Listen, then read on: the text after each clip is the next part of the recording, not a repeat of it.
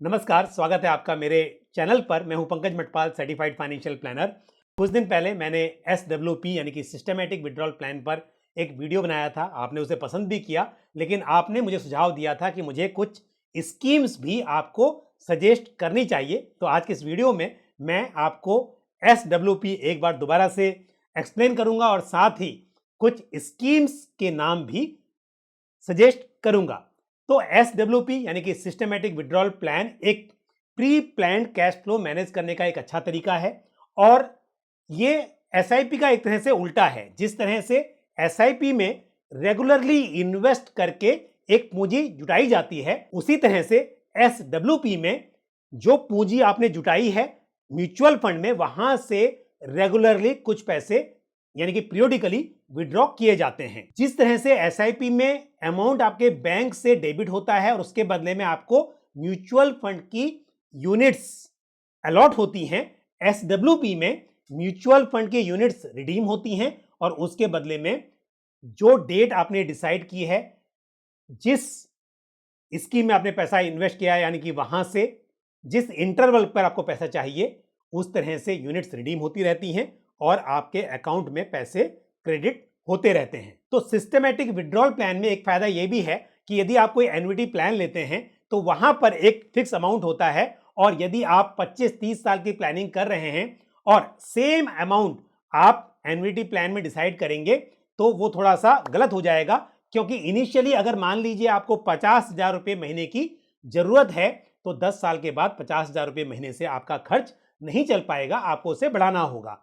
लेकिन जो इस तरह के प्लान होते हैं जहां पर एन्युटी फिक्स होती है थ्रू आउट द पीरियड, वहां पर ये थोड़ा सा मुश्किल हो जाता है। लेकिन जब आप SWP करते हैं तो यहां पर समय समय पर आप इस अमाउंट को बढ़ा सकते हैं। साथ ही आपको ध्यान रहे कि जब आप SWP के लिए किसी एक स्कीम में या स्कीम्स में पैसे इन्वेस्ट कर रहे हैं तो वो ऐसी स्कीम हो जहां पर वॉलेटिलिटी यानी कि उतार चढ़ाव थोड़ा कम हो, और साथ ही आप कभी भी पूरे पैसे को एक साथ इक्विटी स्कीम में पार्क ना करें।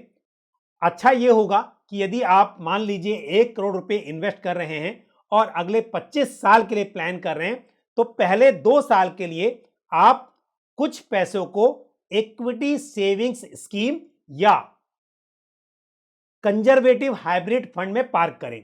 इक्विटी सेविंग्स स्कीम या कंजर्वेटिव हाइब्रिड फंड में इक्विटी एलोकेशन काफी कम होता है, जिससे उतार चढ़ाव की जो संभावना है वो कंपैरेटिवली कम रहती है। अब मान लीजिए आपके पास 1 करोड़ रुपए हैं और आपने 12 लाख रुपीस 12 लाख रुपए किसी इक्विटी सेविंग्स स्कीम में या कंजर्वेटिव हाइब्रिड फंड में पार्क कर दिए, इन्वेस्ट कर दिए। बाकी जो 88 लाख हैं वो आपने एक बैलेंस्ड एडवांटेज फंड में इन्वेस्ट कर दिए। तो क्या होगा, पहले 2 साल में मान लीजिए 50,000 रुपया हर महीना विड्रॉ कर रहे हैं थ्रू SWP, तो 2 साल के बाद आपके जो आपने 12 लाख रुपीस इन्वेस्ट किए हैं उससे आपका काम चल जाएगा। कुछ पैसे बच भी जाएंगे, क्योंकि जब आप एक इक्विटी सेविंग्स स्कीम में पैसे इन्वेस्ट कर रहे हैं तो वहां पर समय के साथ बढ़ने की भी संभावना है।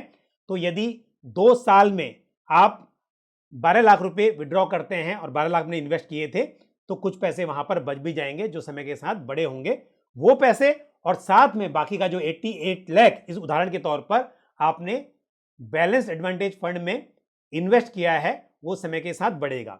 तो अब मान लीजिए पहले 3 साल के लिए आप 70 या 75,000 रुपीज पर मंथ विड्रॉ करने का प्लान कर लेते हैं। उसके बाद अगले 5 साल में आप 1 लाख पर मंथ विड्रॉ करने का प्लान करते हैं। उसे अगले 5 साल में आप 1,25,000 रुपीज विड्रॉ करने का प्लान करते हैं। इस तरह से आप समय के साथ अपने जो विड्रॉल अमाउंट है, जो SWP है, उसको रिवाइज कर सकते हैं, या फिर आप अपने हिसाब से हर साल 5% या 6% के हिसाब से इस अमाउंट को बढ़ा सकते हैं। यानी कि यदि आप पहले साल में यदि 50,000 रुपया महीना विड्रॉ कर रहे हैं तो अगले साल में 52,500 होता है 5% पे, तो उस हिसाब से विड्रॉ कीजिए। उसके बाद में फिर आप 5% से बढ़ा दीजिए। इस हिसाब से भी आप कर सकते हैं, या हर 5-5 साल में 3-3 साल में अमाउंट को बढ़ाते रहिए, जैसा आपको लगे उस हिसाब से आप SWP में चेंज कर सकते हैं। तो शुरुआत में जैसा मैंने कहा कि पहले 2 साल के लिए आपने इक्विटी सेविंग्स फंड में इन्वेस्ट किया, उसके बाद आपने अपने पैसों को किसी बैलेंस एडवांटेज फंड में इन्वेस्ट किया। बैलेंस एडवांटेज फंड में इक्विटी और डेट दोनों में एलोकेशन होगा, लेकिन ये जो एलोकेशन है इसका परसेंटेज समय समय पर फंड मैनेजर्स स्थिति के अनुसार, जो भी सिचुएशन होगी मार्केट की, उस हिसाब से तय करेंगे। तो यहां पर एक डाइवर्सिफाइड इक्विटी फंड के मुकाबले में वॉलेटिलिटी कंपैरेटिवली कम होनी चाहिए, ऐसा माना जा सकता है। तो ये स्कीम आपके एसडब्ल्यूपी के लिए सुटेबल रहेंगी। तो इस तरह से आप प्लानिंग कीजिए ताकि लंबे समय तक आपका पैसा ये चल सके और समय के साथ आप अपने पैसों को, जो विड्रॉल अमाउंट है, उसको बढ़ा भी सकें। अब बात होती है स्कीम्स की। तो इनिशियली जब आप इक्विटी सेविंग्स फंड में इन्वेस्ट कर रहे हैं, वहां पर मैं सुझाव दूंगा कि आप Mahindra Manulife equity savings fund, साथ ही Sundaram equity savings fund, Mirae asset equity savings fund या एक्सिस इक्विटी सेविंग्स फंड, ये कुछ मैंने सिलेक्ट किए हैं आपके लिए, इन फंड्स को आप कंसिडर कर सकते हैं, लेकिन यहां पर सिर्फ पहले 2 साल के लिए। और जो बाकी का पैसा है वो आपने ऑलरेडी इन्वेस्ट कर दिया है बैलेंस एडवांटेज फंड में। और बैलेंस एडवांटेज फंड कौन से रहेंगे आपके पोर्टफोलियो में? वो होंगे उदाहरण के तौर पर ICICI prudential balance advantage fund, जो कि इस कैटेगरी का एक पायनियर फंड है, अच्छी कंसिस्टेंट परफॉर्मेंस रही है। Kotak balance advantage fund, Aditya Birla Sun Life balance advantage fund और साथ ही Nippon India balance advantage fund, ये कुछ फंड्स मैंने आपको सिलेक्ट किए हैं। तो 4 फंड्स मैंने आपको इक्विटी सेविंग्स फंड की कैटेगरी में बताए हैं और साथ ही 4 फंड्स मैंने आपको बैलेंस्ड एडवांटेज फंड की कैटेगरी में सजेस्ट किए हैं। तो आप इस तरह से, ऐसा नहीं कि आपको 8 फंड अपने पोर्टफोलियो में रखने हैं, आप इनमें से कोई भी 2 फंड आप इक्विटी सेविंग्स फंड में पार्क कर दीजिए और साथ ही आप कोई 2-3 फंड्स बैलेंस एडवांटेज फंड में रखिए। 2 साल के बाद आपके इक्विटी सेविंग्स फंड का पैसा करीब करीब 2 साल के बाद पूरा एग्जॉस्ट हो जाएगा। जो थोड़ा बचेगा उसको भी आप बैलेंस एडवांटेज फंड में स्विच कर दीजिए और बाकी जो पैसा आपका ये 88 लाख इस उदाहरण में और प्लस जो पैसा बचेगा आपने जो बैलेंस एडवांटेज फंड में पार्क किया है, उसको लंबे समय तक आप इन्वेस्ट रहने दीजिए। यानी कि बस जो एचडब्ल्यूपी के जरिए आपका पैसा पीरियडिकली वहां से विड्रॉ हो रहा है वो होता रहेगा, बाकी का पैसा आपका इन्वेस्ट रहेगा। तो ये थी कुछ स्कीम्स आपके लिए, जो कि यहां पर आप स्क्रीन पर भी देख सकते हैं इनके नाम, और आप इन स्कीम्स में इन्वेस्ट कर सकते हैं। तो मुझे उम्मीद है ये जानकारी को पसंद आई होगी।